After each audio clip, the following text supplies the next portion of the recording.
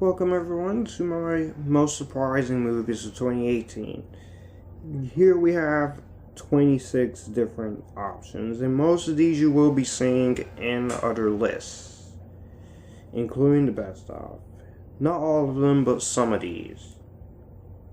Now, I mostly review most of these. I'm still playing a little catch up with the 2018 films. But, and plus, like I said in another one of my videos, there's not really much coming out in January anyway, except for The Kid Who Would Be King and Glass.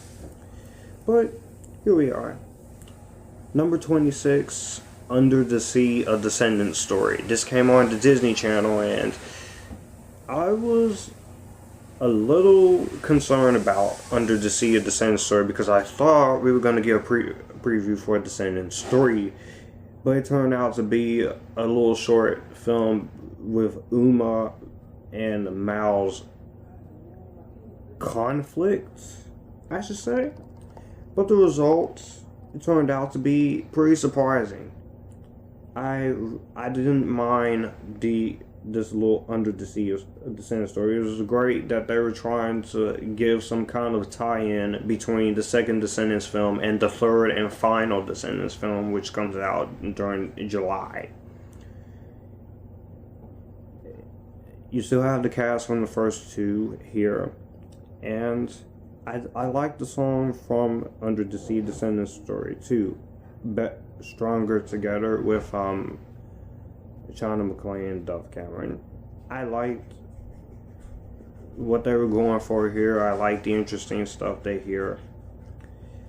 If you want to know more, you can check my review of this out.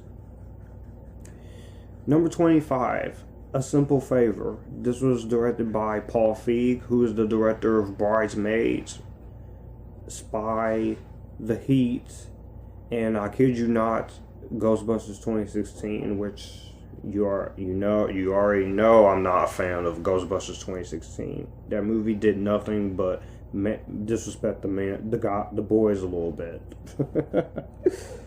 But A Simple Favor, one of my concerns going in was I wanted this to be a little better than Ghostbusters. Turned out it was, and it was a mix of Gone Girl mixed with The Girl on the Train.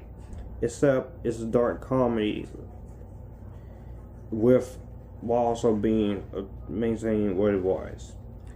I really liked Anna Kendrick in this movie. This is probably the best. This is the best I've seen of Anna Kendrick since the Pitch Perfect trilogy and her other films, including Twilight, the ones that she was in. Blake Lively was really good. I really liked the story, the characters. The third act is a little slow, and it takes too long to wrap everything up, but I really enjoyed The Simple Favor. It was actually really good. Number 25, I can agree with my mom on this, and that is Night School. Night School surprised the crap out of me, because from the advertisements I was seeing, I was like, no way. But Night School was actually more funny than I thought it was going to be. Now, I do have some problems here. Kevin Hart does go into usual Kevin Hart mode, but he is pretty funny here. Tiffany Haddish is really good here. And no, I have not seen Girls Trip, and I don't know if I want to. But it was funny. There were some jokes that didn't really work. I do like the story. I do like a lot of what they were trying to do here. I do like the acting. And Night School, it wasn't too bad. But it's just, I'm going to say it. Night School is a better movie than Ride Along and Ride Along 2 combined. Yep. I went there. And plus, I'm curious to see Kevin Hart again in Jumanji 3 with The Rock and Jack Black and Karen Gillan coming out this year. So I'm hoping it's pretty entertaining. But take your time, though. Number 23, Game Nights. This was a surprisingly funny comedy. I really liked Game Night. Rachel McAdams, Jason Bateman. It had a lot of twists and turns here that you don't usually see in a comedy. And they were very clever, and you have the two writers who wrote Spider-Man Homecoming. They did this movie, so they knew what they were doing, and plus Spider-Man Homecoming was one of my favorites of 2017, and the sequel comes out in a few more months during the summer. So we're very curious to see what they come up with in that movie. But as far as here, I really liked Game Night. It was very good. It was really good. Number 22 is a Netflix film called Dude. This stars Lucy Hale, Alexandra Shipp, Aquafina. It's basically four friends dealing with loss, grief, and the process of moving on with their lives after high school. And this was a very funny film. Is a comedy drama. You have the humor we need. The drama was there. I really like each of the characters here. Lucy Hale, this is a better film with her, even though I'm one of those people who didn't mind Truth or Dare, but it's definitely a better movie here for the former star for Pretty Little Liars, which I'm now recently getting into. And I must admit, like I said, season 1, from the first season alone, I'm enjoying this. Enjoying Pretty Little Liars. But Dude was a very entertaining. It was one of the better films of Netflix. This might be my favorite film that came on Netflix from last year. Before To All the Boys I Loved Before and The Kissing Booth, which really wasn't that bad. Number 21. This is a French film, and it's called a French rape and revenge film called Revenge. Let me just say, this should have been seen by a lot more people. This is one of the more overlooked films. Not many people were interested in it. I know, like I said before in most of my videos, some things in the movie are going to be too much for people to handle, including me.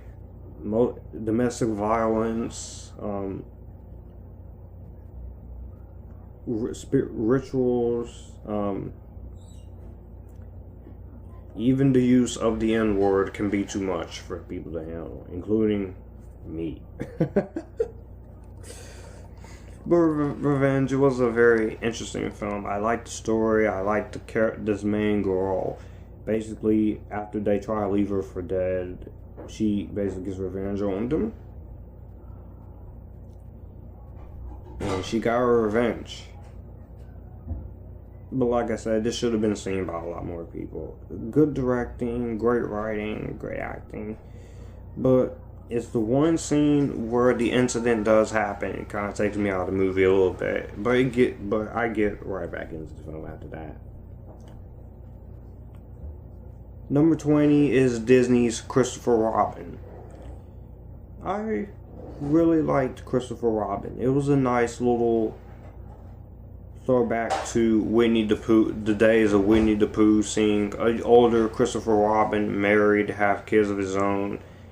The animation was really nice when it comes to the Winnie the Pooh characters. It was great seeing Pooh Bear, Tigger, and Eeyore, and the kangaroo, and the baby kangaroo. And very heartfelt. Has some really great moments of humor and drama. Didn't care too much for the part of the film with his work life, but I did love his family, seeing the part of his family life. But Christopher Robin, this was a really heartfelt film. Number 19, Mamma Mia, Here We Go Again. I don't mind the first Mamma Mia, but this one was when I heard there was a sequel, I was like, Okay. As I was saying, I was actually really curious and surprised with Mamma Mia, Here We Go Again. Now, when it cut to different time periods, it did get a little jarring at times, but the cast was really good. Lily James was really great. Everyone was really great. And Mamma Mia, Here We Go Again. Number 19. Number 18 is Upgrade. This was an original film from Lee Guano. He's one of the creators of Saw. He wrote and directed this. Logan Marshall Green starred in it. It was an interesting sci-fi horror action film, and it was very different. It was very unique. I think the reason why a lot of people missed out on this is because it was different and they didn't know how to respond to it. But Upgrade, it appealed to me. I liked the action. I loved the acting. I liked the story of this man trying to save his wife, but he gets hurt. And when he does what he does, when he is basically revived, and I'm like, wow, this guy's awesome. But yeah, number 17 is Braven, starring Jason Momoa. I really like this little action film. Jason Momoa, he was a great actor. I really liked his character. I really thought he was very well done. I thought the action was very nice. Acting was great. The story was interesting enough. It was a very entertaining film.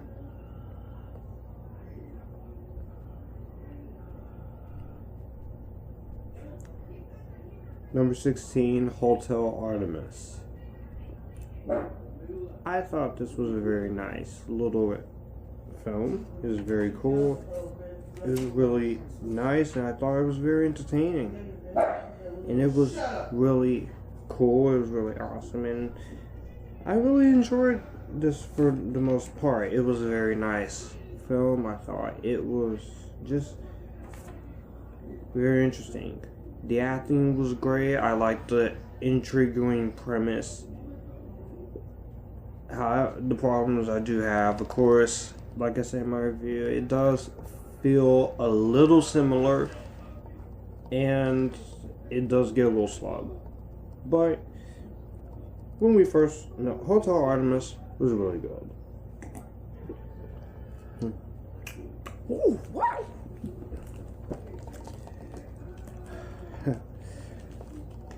Number 15, When We First Met. This was another one of the better Netflix films with Dude. This stars, of course, Adam Devine from Pitch Perfect, Alexandra Daddario. I really like this movie, When We First Met. I really liked it. It was really great. Robbie Amell, Adam Devine, Shelley Hennig, Robbie Amell. The performances were great from everyone. Alexandra Daddario is hot, gorgeous as always, very hot. Nice sense of humor, good romantic moments. It was a nice premise, entertaining direction. The writing was solid, good technical aspects, and the nice music. And some of the writing didn't really fit for me, and it was a little over dramatic, but I really enjoyed watching When We First Met. It was great. Number 14 is 8th Grade. This was one of the best of this year, and also one of the more surprising films. I heard it was good, I just didn't know it was going to be this good. And it was a knockout. It's a great directorial debut for Bo Burnham. It was a really good coming of age story. Now, The Age of 17, starring Haley Steinfeld. is a better movie than this, but I gave both of them the same grade, a seal of approval, I think. Yeah, I'm going to have to check my playlist to make sure. Solid acting from everyone, fantastic direction, the great cinematography, cool musical score, great sense of humor, great use of themes, great influences, fantastic dramatic moments, and I applaud the R rating. Now, a lot of kids are not going to be able to see this movie because of its R rating, but I would say this is a really great film. 8th grade. I had no problems with it. Number 13 was A Quiet Place. I was really interested in A Quiet Place, but I was even more surprised at how great the result turned out. John Krasinski did a really great job directing. He and his actual wife, Emily Blunt, who's also an actress, they're both really great in this film. I really like the story of this family having to stay quiet and not make a sound, otherwise these creatures will hear you. It had an emotional moment thrown there with the loss of one of their kids. I really liked the sound design. I really liked how the whole film played out in general. I didn't like the ending. It was kind of abrupt, but we are getting a sequel. So if John Krasinski and Emily Blunt team up again to make a sequel, and if you can do it as good as this, I'm down.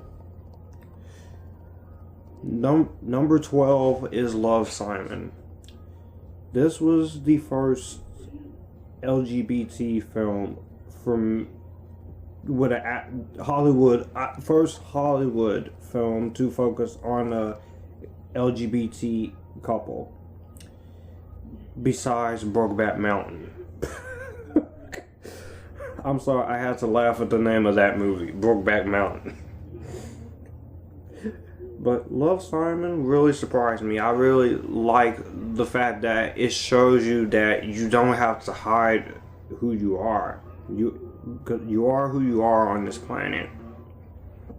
And most people, whether you're gay or not, or different skin color, you're going to have to learn to accept that. I like the story. I really like the acting from Nick Robinson and Catherine Langford and Ken Lonsdale. All the acting was really great in this film. I really like the direction. The dad, I didn't really like, even though it's Josh Duhamel. I didn't really like him at first, but when he does accept his own flesh and blood at the end, I thought that was very heartfelt. It had a good message. It had great themes. I just really enjoyed watching Love, Simon. And watching it again, I really liked it. I really loved it even more. Number 11, To All the Boys I Loved Before.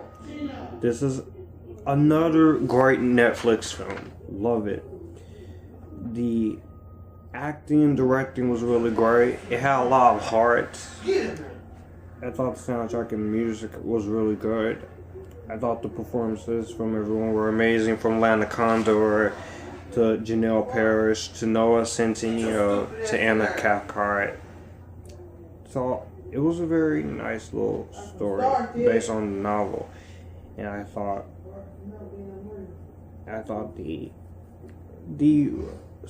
story was very nice. It was very, very funny, and it had a sense of humor and it had a touch of heart. It does suffer from some of the rom-com cliches and the unlikable character, but To All the Boys I Loved Before was a really good film, and I can't wait to see how they're gonna top this. To All the Boys I Loved Before 2. Number 10 is Searching. Woo! Searching, this movie, Searching was was great. This was great. This was amazing. I love Searching. Now, there's that one little scene towards the middle, in the end, that I didn't really like. But overall, I thought Searching was really great. I thought John Cho, he carried this movie to the best of his abilities. This is the best I've seen of John Cho besides Star Trek and the Harold and Kumar movies, especially Harold and Kumar Go to White Castle. I really like the great influencer story where you take Unfriended and you make it into a drama thriller about trying to find your daughter. The direction was very nice. It has great use of suspense. Very well done technical aspects, and the excellent writing was really great. I really like how this movie was handled. Searching, this was one of my favorites of last year, and you will be seeing most of these again. Number 9, Life of the Party. Now, this was definitely a better movie for Melissa McCarthy. After Ghostbusters 2016. It does have the same problems. It did take a while for the humor to get going. And it did have a little bit of a identity crisis. But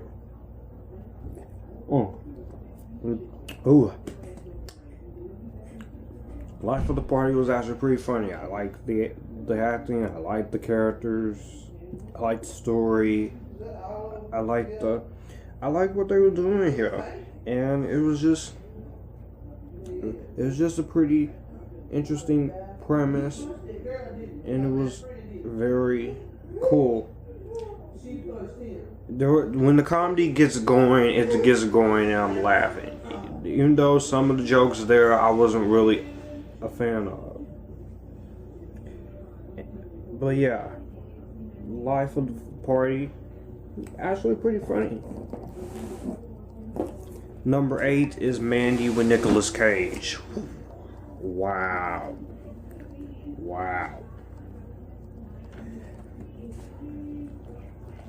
What more can I say than I haven't said about Mandy already? This was a really good film.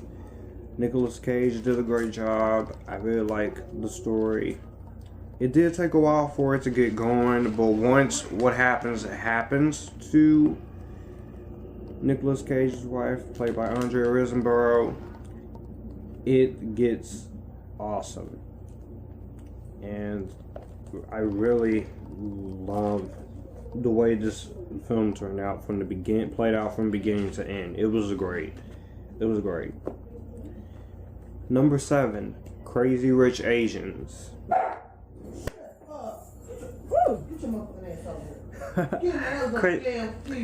Crazy Rich Asians was very nice little rom-com. Had an all Asian to Chinese cast. It was very funny. I really liked the aspects. I really loved the humor and the romantic aspects. I really thought it had a nice vibe to it. It tried something different. It was very original. It was very clever. It was very interesting, and it was very simple. That's what I liked in this movie. It was very simple. I can't wait to see what they're going to do with Crazy Rich Asians 2. Number 6, a lot of people didn't like it, but I did. The Happytime Murders. An R-rated version of The Muppets. Like I said, it did have some problems, but I do like Melissa McCarthy here. I do like some of the rest of the stuff in here. The humor was very nice. I like the puppetry work that they did with the puppets.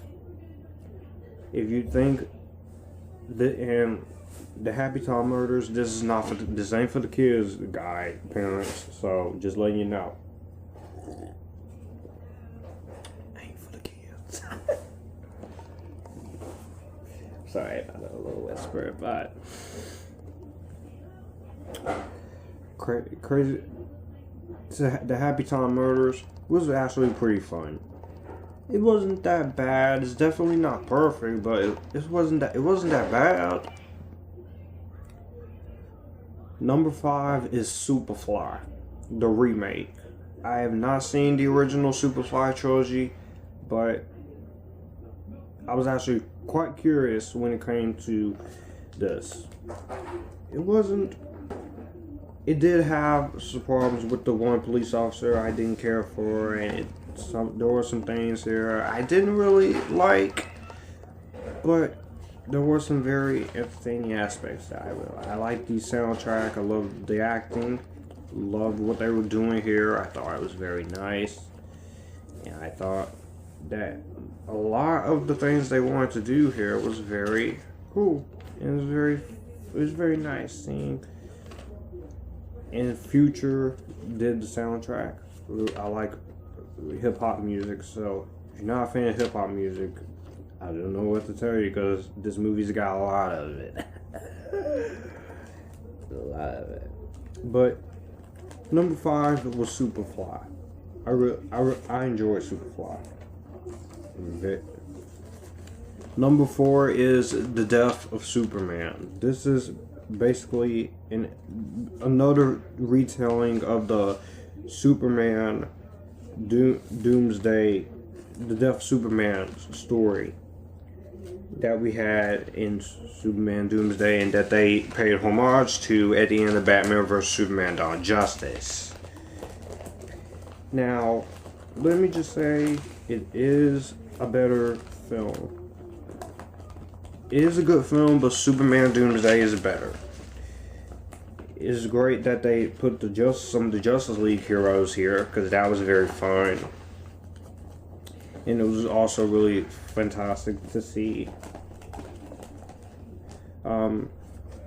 him go up against Doomsday.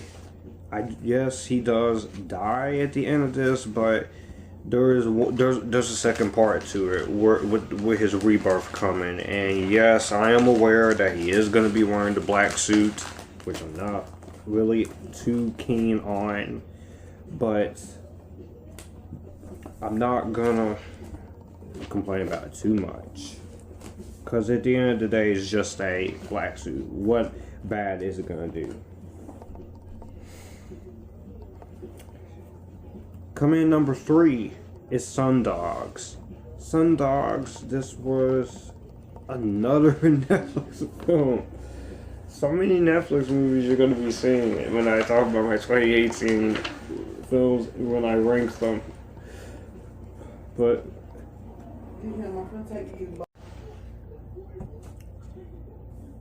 okay. Number 3, Sundogs. I really like Sundogs. Directorial debut of Jennifer Morrison, she is a great actress. Love this film. It's very nice. It was a great debut for her. It was excellent acting by Michael Arengano, Melissa Benoist, aka Supergirl. Love her. Exhibit. Great humor and drama blended it. It had a great score. It was a little too short. I feel like it could have been a little bit more longer, but for the most part, it was actually really good. Sundogs was really good, and it was really awesome. Number 2 is Alex and the List. This starred Patrick Fugit, Jennifer Morrison, and my redhead love from the MCU, Karen Gillan. This was a really good romantic comedy. I had a lot of fun with it. I thought it was very nice. It was very cool. It was very funny. Had a lot of great moments in here. This is not going to be the only movie with Karen Gillan you'll see in my best movies of 2018 video. But I really thought it was very nice. It was really entertaining. It was really good. I thought it had a nice touch, nice class, nice sense of humor. And it was just really, it was really cool to see. It was really cool to see that. And I thought it was just very interesting and very intriguing at the same time. And the acting was great from everyone, including Karen Gillan. Oh! Karen Gillan. Wow! Wow! Yes! Oh! Oh!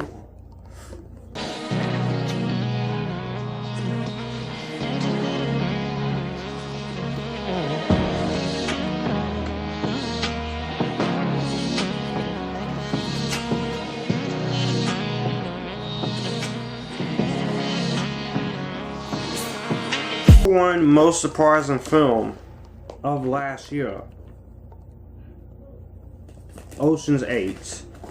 Ocean's 8 really I was excited about, but I was also very terrified going into this movie because I was afraid this would be another Ghostbusters.